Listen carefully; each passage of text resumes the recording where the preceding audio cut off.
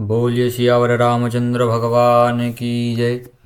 શિવલિંગ તથા મૂર્તિ પૂજાનું રહસ્ય। શરણાદી સૂત કહે છે, 3 સાધનો કરવા જોઈએ। જે તેમ ન કરી શકે તેમણે પ્રભુ શિવના લિંગની અથવા મૂર્તિ સમક્ષ મૂર્તિની સ્થાપના કરી તેનું પૂજન કરવું। આમ કરવાથી તે ભાવક સંસાર સાગર પાર કરી જશે। ભાવક આહ્વાનથી વિસર્જન સુધી ભક્તિભાવપૂર્વક રીતે પૂજન કરે તો માનવ શરણાદી સાધનો મેળવ્યા વિના પણ શિવ દયાથી મુક્તિ મેળવે છે।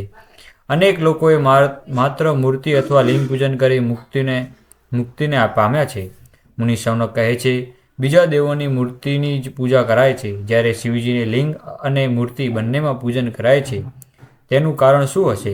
સૂત કહે કે, હે મુનિ, તમારો પ્રશ્ન ખરેખર અતિ ગૂઢ તથા દિવ્યતાથી ભરેલો ગણાય છે। તેનો ઉત્તમ સ્વયં શિવ જ પ્રભુ આપી શકે છે। પણ શિવજીનું વચન જે મારા ગુરુદેવ પાસે સાંભળ્યું છે તે હું તમને કહીશ। શિવજી એકમાત્ર કલા રહિત નિર્ગુણ નિરાકાર બ્રહ્મ સ્વરૂપ ગણાય છે। તેઓ રૂપવાળા પણ છે, જેથી કલા સહિત સગુણ સાકાર પણ ગણાય। તેઓ શ્રી નિરાકાર હોવાથી તેમના પ્રતીક તરીકે લિંગ પૂજાય છે। આ રીતે ભગવાન નિરાકાર તેમજ સાકાર બેઉ સ્વરૂપ હોવાથી પરબ્રહ્મ નામે ઓળખાય છે, દર્શનીય અને વંદનીય છે। ભગવાન શિવ સિવાયના દેવો બ્રહ્મ સ્વરૂપ ન હોવાથી કલારહિત નિષ્કલ નિરાકાર નથી, તેથી તેમની આરાધના કોઈ લિંગ ચિહ્નમાં થતી નથી। તેઓ સાકાર એટલે માત્ર મૂર્તિ સ્વરૂપે પૂજાય છે। શિવજી બ્રહ્મરૂપ છે, જ્યારે અન્ય દેવો જીવરૂપ છે। નંદિકેશ્વર આ કથા વિસ્તારથી સનતકુમારોને સંભળાવી રહ્યા છે, અને તે જ કથા સૂત શૌનક આદિ મુનિઓ સંભળાવે છે। નંદિકેશ્વર કહે કે, અગાઉ મહાકાળ નામક કલ્પ ચાલતો હતો। તે સમયે બ્રહ્મા અને વિષ્ણુ વચ્ચે વિવાદ ખડો થયો। બંનેને અભિમાન થયું કે હું જ મોટો છું, બીજા નાના। તેમનું અભિમાન દૂર કરવા શિવજીએ બેઉની વચ્ચે નિષ્કલ ધાંભલા રૂપે પોતાનું લિંગ સ્વરૂપ પ્રગટ કર્યું। તે પછી ધાંભલામાંથી મૂર્તિ સ્વરૂપ બનાવ્યું। ત્યારથી નિષ્કલ લિંગ તેમજ મૂર્તિ એમ બેઉ સ્વરૂપની કલ્પના ઊભી થઈ છે। પરમ કૃપાળુ શિવજીના લિંગ અને મૂર્તિ ભોગ અને મોક્ષ બંને આપે છે, જ્યારે દેવોની મૂર્તિઓ ભોગ આપે છે। સનતકુમાર કહે, હે દિવ્ય યોગીન્દ્ર, તમે કહ્યું તે રીતે વિષ્ણુ બ્રહ્મા વચ્ચે વિવાદ ઊભો થયો હતો, તો વિવાદ વિશે વિશદતાપૂર્ણ છણાવટથી સમજાવશો? નંદિકેશ્વર કહે છે, તે સમયે યોગીઓમાં શ્રેષ્ઠતમ એવા ભગવાન વિષ્ણુ શેષનાગ ઉપર સૂતા હતા। તે દરમિયાન બ્રહ્માજી કાળઝાળ બનીને પૂછે છે, અહંકારીની જેમ ઘોર નિંદ્રામાં પોઢનાર તું કોણ? તે વખતે ભગવાન વિષ્ણુ શાંતિથી અને ગંભીરતાથી કહે, તમે ભલે વધાર્યા। આ આસન ઉપર બિરાજો। તમે વ્યગ્ર છો, શા માટે વ્યગ્ર છો? બ્રહ્મા કહે, હે વિષ્ણુ, કાળા નાગના વેગથી તમને અભિમાન આવ્યું છે। તમને ખબર છે હું કોણ છું? હું પિતામાં બ્રહ્મા છું, જગતનો સર્જનકાર સર્જક છું। વિષ્ણુ કહે, અરે શું બોલ્યા? જગત તો મારી અંદર છુપાયેલું છે। તમને ખબર છે તમે ખુદ પણ મારી નાભીની ભીતરમાંથી ઉત્પન્ન થયા છો, એટલે તમે દેવોનું આગમન થયું।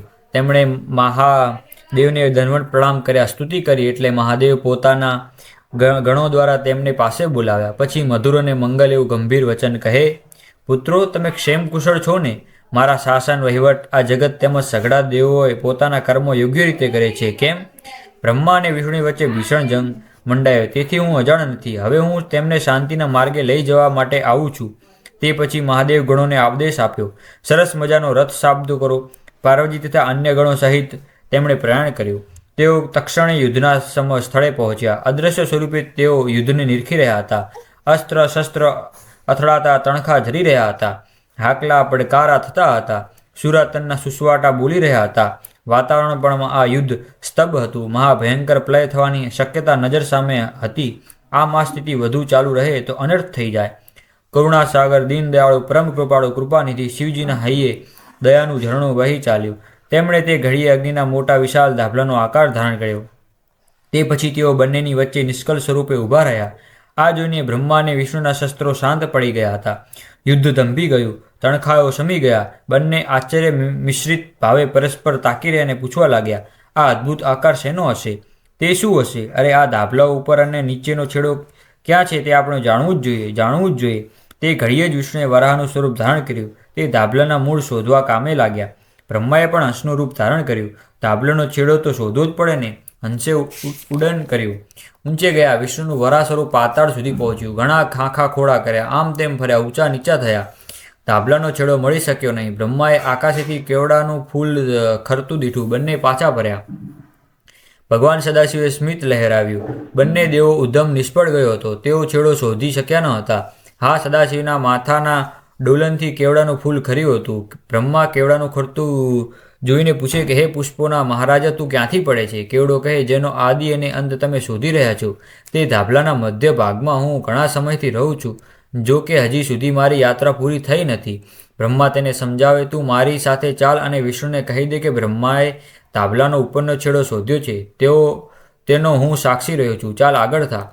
કેવડાએ તો બ્રહ્માને વિનંતી કરી. આથી તે બ્રહ્મા સાથે ચાલી નીકળ્યો. થાકેલો વિષ્ણુએ બ્રહ્મા આનંદભેર જૂઠું કહે, મેં ધાબલાનો છેડો દીઠો છે. વિષ્ણુ કહે, કોઈ સાક્ષી છે? બ્રહ્મા કહે, આ કેવડાને પૂછો. કેવડાએ જૂઠી સાક્ષી ભરી. કપટની આવી ચાલ જોઈ અગ્નિ સ્વરૂપ ધાબલામાંથી પરમ વંદનીય પરમ કૃપાળુ સદાશિવ પ્રગટ થયા.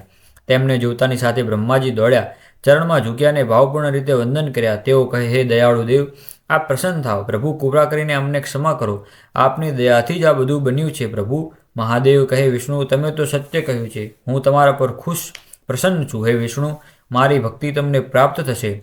તમારી મારાથી અલગ પ્રતિષ્ઠા થશે અને પ્રજાજન ઉત્સાહભેર તમારી પૂજા કરશે. આમ પૂર્વે દેવતાઓના જૂથ સમક્ષ મહાદેવે સત્યને માટે વિષ્ણુ ઉપર પ્રસન્ન થઈ તેમને પોતાની સમાનતા આપી.